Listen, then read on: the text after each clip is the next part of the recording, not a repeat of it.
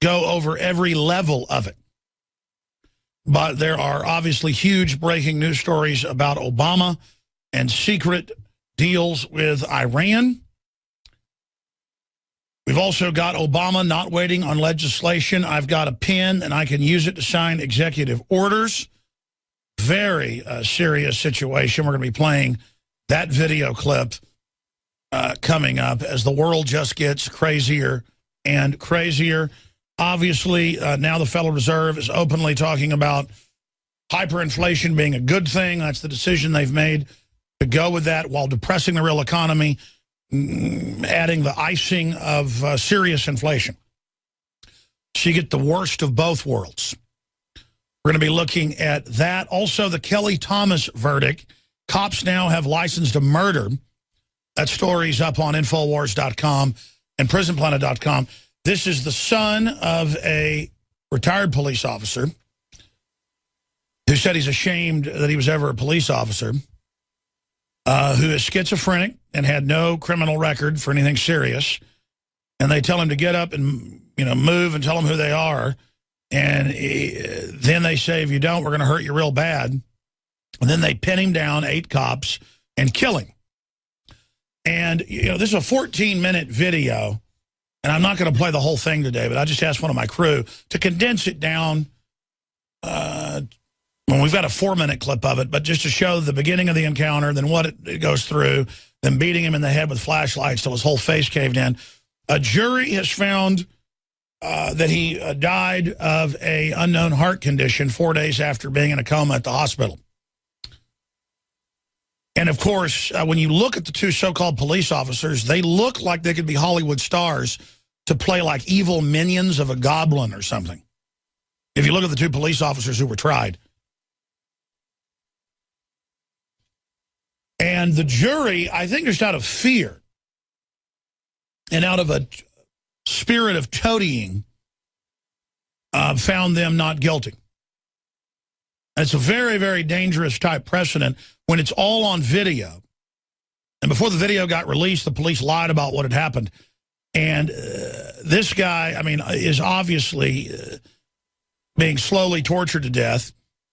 And you've got up to 8 cops sitting on him or taking turns, holding down each leg while they beat his head in. And keep saying, don't resist, don't resist. And then we had that article yesterday that I'm going to get back into, where a future cop says protesters should be exterminated in gas chambers. Anyone filming police should be killed and exterminated in gas chambers.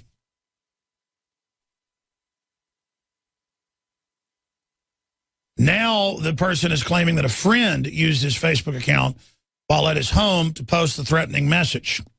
First, they said it was a hack, and the police distanced themselves from him, and now he's saying that. Look, whatever. The point is that we don't want a standing army of people looking for an excuse to use too much force and kill people. And let me tell you how history works. If the police keep acting like we're in foreign enemy and keep engaging in activity like this, the public is going to start treating you like an enemy. You have record low numbers of police being killed, by the way, with firearms right now. But there's this illusion by police that the public's out to get them. So much to cover today, but looking at literally hundreds of news articles every single day, you see trends in the news. And all over the country, police are beating people up when they're off duty for no reason. They're shooting people in movie theaters who they get in arguments with. They're putting guns to people's heads for fun. They are killing their wives.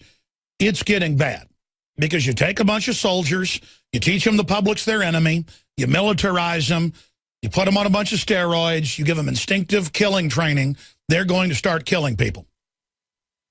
And we've got a whole stack of news on that front that we're going to be going over in the third hour today.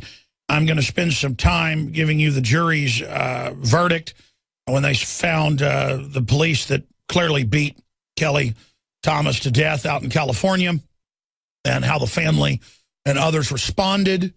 and then how that ties into police officer puts gun to boy's throat in McDonald's drive-thru, and other reports. Man shot dead at movies after texting by a cop who was there watching the movie. The list goes on and on. And I'm not saying the average police officer is somebody that wants to kill innocent people. What I am saying is the government itself is more and more above the law on warrantless spying, NSA garbage, persecution of the press, no-bid contracts, the court rulings that the Supreme Court ruled, we're going to cover this, that Monsanto can contaminate your field, your canola field that they're next door to, and that they can then send their agents, usually retired police or FBI, onto your property without a warrant to pull up 100 of your plants and then go test them. And a plant doesn't have one mommy and one daddy. It can be less than 1% Monsanto genetics, meaning their pollen blows across, it gets in there, and then any of their genetics is in there. By the way, over 98% of world corn varieties, last time I checked, and there's, by the way, thousands of them, ancient varieties. Mexico is probably where corn came from, the first cultivation. They've got several thousand varieties down there. They are all, 98% are infected, basically all of them. So you've got a multi-thousand-year-old corn variety. It's totally natural, but corn pollen blows through the atmosphere, like juniper pollen, you name it. It can blow thousands of miles. It goes into your plant. The Supreme Court ruled your property, everything is Monsanto's. This would be like if I patented my dog's droppings, and then I went and I put them on your living room table, and then I come in your house without a warrant, photograph the dog droppings on your dining table, and then I go to the Supreme Court. The Supreme Court says, your house now belongs to Alex Jones because he went in your house and put dog droppings on your table. That is actually what this ruling says. That is the magnitude of the criminality. And so you're going to see that manifestation roll downhill. You're going to see the police, the bureaucrats, the government, totally above the law, total mafia. This is how tyrannies work. If you're going to want to get a zoning authorization, you're going to have to pay off the zoning inspectors, big time. And maybe they don't want money. Maybe they want your wife. You want to be in the theater, you're a great actress, you're going to have to service the local political officer, the local commissar. That's on record. That's how it works everywhere. Watch the true story, The Lives of Others, about the Stasi in East Germany. This is what it is to be a slave. And I've just got stacks of news here. The point is, it's overwhelming.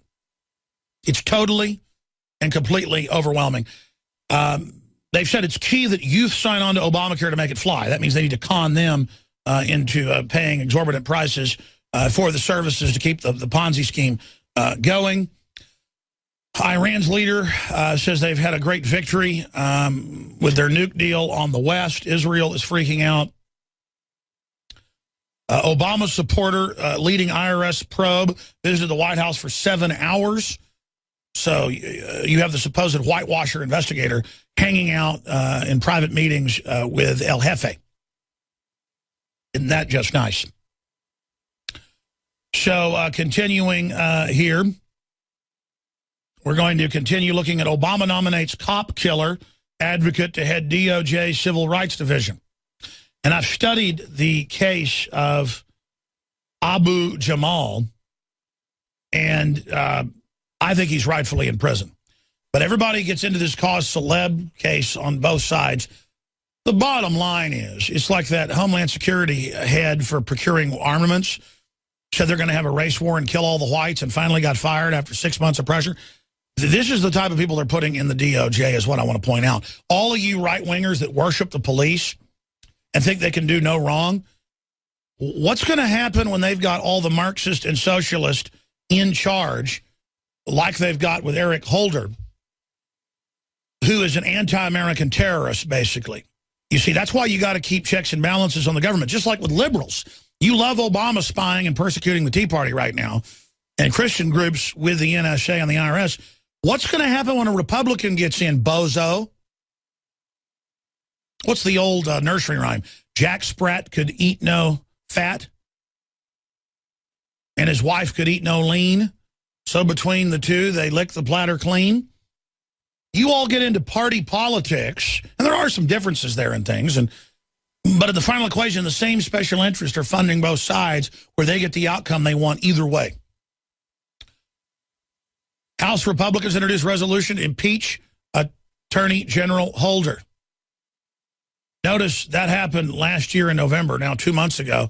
No one ever really covered that. I mean, it got a little bit of coverage, but not the coverage it should have. That bill should have been passed. He should be impeached for all of the different things, where he takes all this lobbyist money, where the Fast and Furious, all of it.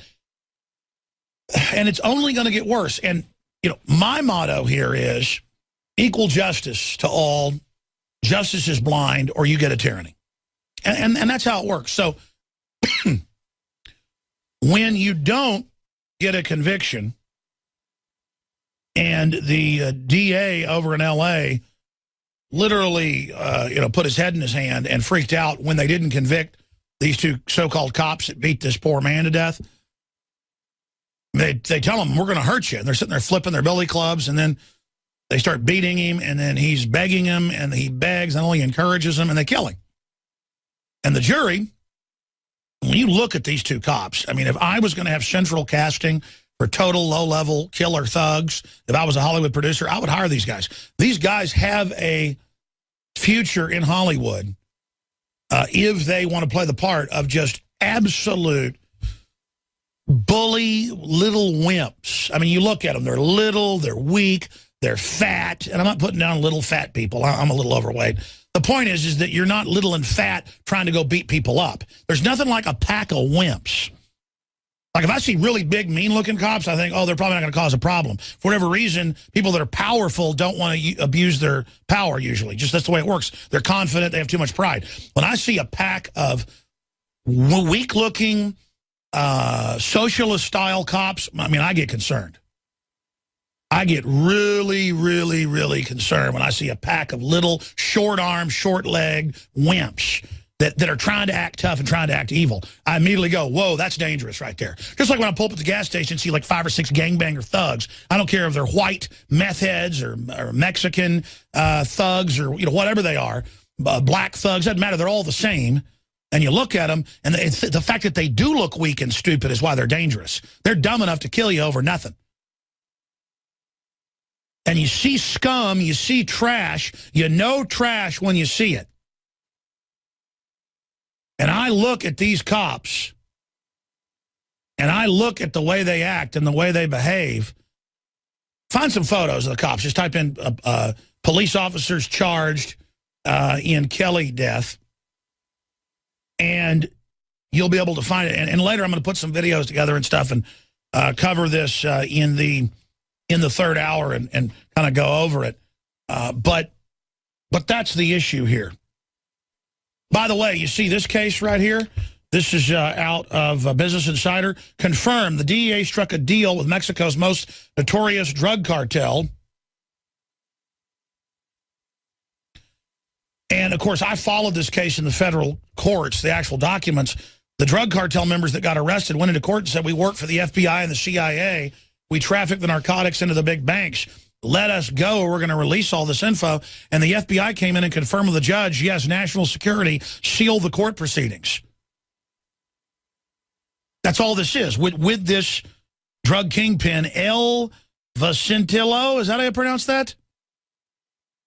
An investigation by El Universal found that between the years 2000 and 2012, the U.S. government had an arrangement with Mexico's Sinaloa drug cartel that allowed the organization to smuggle billions of dollars of drugs, while Sinaloa provided information on rival cartels. This was the CIA-backed cartel trying to wipe out its competition. No, El Universal didn't break this. Infowars.com wrote probably 25, 30 articles on this in the last 4 years, detailing everything right out of the federal docket. So we should re-flash back our articles on that subject and just point out that we told you this, we broke this, we exposed this. But now there it is.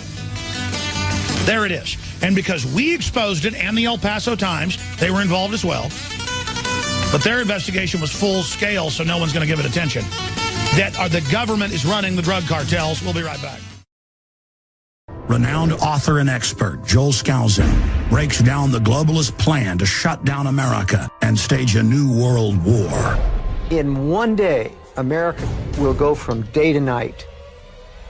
And if you haven't prepared in advance, there's not enough time to prepare in 24 hours, even if you saw it that early. Coming to the Info War in November is our new documentary film presentation. Strategic relocation is a systematic way to think strategically in the future about how do I safeguard. Joel Skousen, Strategic Relocation. The freeways are going to be crowded, they're going to run out of gasoline, they're going to run out of food, and then they're going to start to go north and south of those freeways. Joel Skousen is renowned as one of the world's foremost experts in strategic relocation and the securing of your home. We talk about natural disasters, the health environment, we talk about pollution, the water quality. My personal experience about being in every one of these states. Government is digging in for the organized, incremental collapse of society and world war. The U.S. isn't building huge underground bases and bunkers because of some terrorist threat. They know that a massive nuclear attack is coming. They want that attack to come. Most people won't even be ready and won't be able to get out of town when any of these nuclear weapons fall, because there'll be absolute panic. There is no preparedness without strategy. What I tell people is that you do have time. Prepare wisely in advance. This Christmas, gift of preparedness. Strategic Relocation, the film, with Joel Skousen and Alex Jones.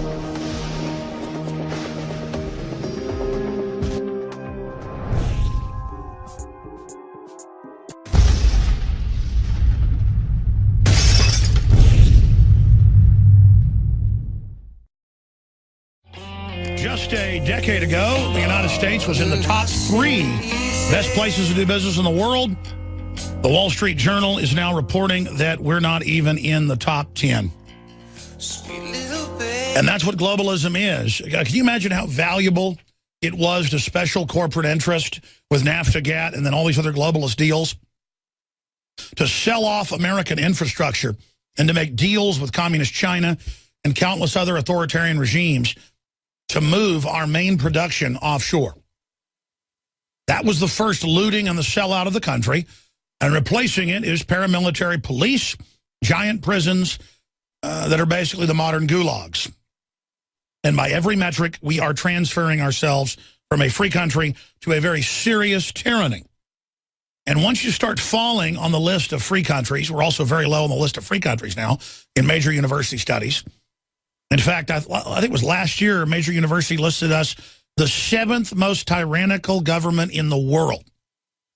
If you look at a whole bunch of different benchmarks, 7th most tyrannical government in the world. Saw that study last year. And we're definitely the most unhealthy in the world now after the Russians. They're a close first or second. No one really knows. It's by a nose. And we are under globalism, which is the modern name of Bolshevik revolution funded by the Rothschilds and others.